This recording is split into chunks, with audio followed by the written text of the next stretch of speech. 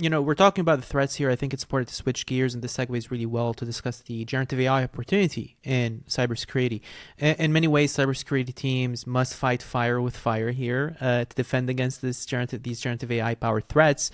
So maybe to set the stage, you mentioned this earlier that in the early days, we're here talking early days of traditional AI and machine learning is already being used to tackle cybersecurity challenges. So maybe before we talk about how generative AI specifically accelerates cybersecurity efforts, walk us through how traditional machine learning is used in cybersecurity today.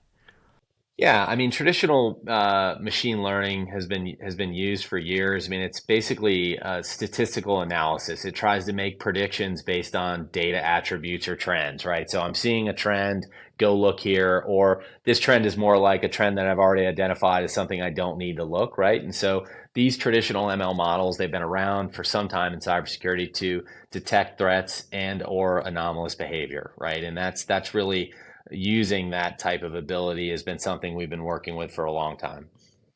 That's really great. And when you mention here, for example, generative AI being able to automate a lot of the mundane tasks that cybersecurity teams have, maybe give us an example of what type of tasks here are going to be automated or augmented, and how can generative AI help cybersecurity teams, find the needle in the haystack, proverbially speaking here. A good example is earlier this year we launched our phishing analyzer tool, and what it does is it analyzes the text in an email. You've probably gotten training before when you get an email that you think is phishing, forward it to phishing at whatever you need to forward it to, and somebody in security is going to look at that. Well, that takes a ton of time, and it's not very interesting work for someone in security just to be checking an email box. So we can use these models, and our phishing analyzer essentially just analyzes the text of the email to determine is it a phishing attempt, is it not a phishing attempt. We can auto isolate. There's so many things that we can do based on the behaviors that we've studied for the past decade, and that's why having data is so important in AI, is having the model, the data to train the behavior of the model, right? And so phishing analyzer is an example. Another example where we're using ML models is our customers get thousands of alerts per day from a security perspective. It gets really noisy. And so the challenge in security is figuring out what's noise and then what needs to be investigated further. Like what's noise, what can I ignore, and then where do I really need to focus my time because time is limited.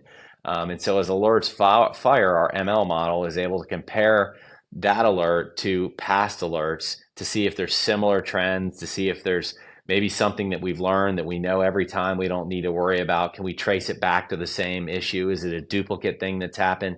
So if you just weed out duplicates, weed out noise, that allows your security team to focus on things where there might be something, right? And so they can free up time and visibility for the things that really matter. Okay, that's really great. And you mentioned here the security team working, hand in hand in a lot of ways with these AI tools and generative AI tools in their daily workflows. And I think, we often talk about the difference between automation and augmentation when leveraging generative AI tooling at work. And I think cybersecurity teams are a great example of how generative AI can augment the current workflows of a particular team. Maybe how do you view the skills of cybersecurity teams evolving as generative AI tools become more and more embedded in their workflows? What do you think are the primary skills they need to learn? And where do you think, what needs to change in the skills makeup of a cybersecurity team to become effective in using AI?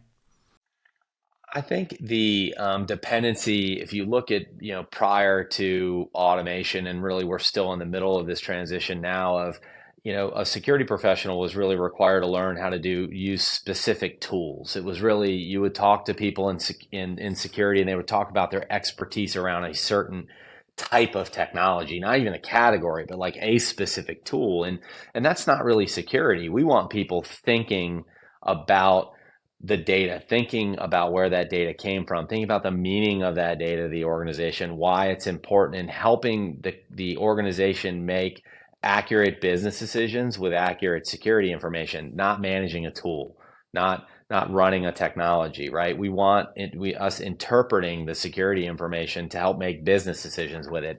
And so I think what will happen is it will actually help evolve the careers of our cyber professionals faster. If you talk to most people in cybersecurity, they don't like the mundane tasks. They don't like managing the tool. They want to be doing the offensive stuff, hunting in people's environment, and they want to be advising the business. They want to be in front of their company's mergers and acquisitions team and helping to vet the company they're looking at acquiring based on their security protocols to see how hard it is or isn't going to be to roll them in the daily operations. I mean, there's so much value in the data that a security team gets access to. They can really be better advisors to the business, and AI is going to make us require less of our time to be spent managing a tool and making sure it works. It's like having a sports car and it's just sitting on cinder blocks in your garage leaking oil. That's no fun. I'd rather be out driving the sports car. And so we want them to drive the car instead of constantly be working on it in the garage.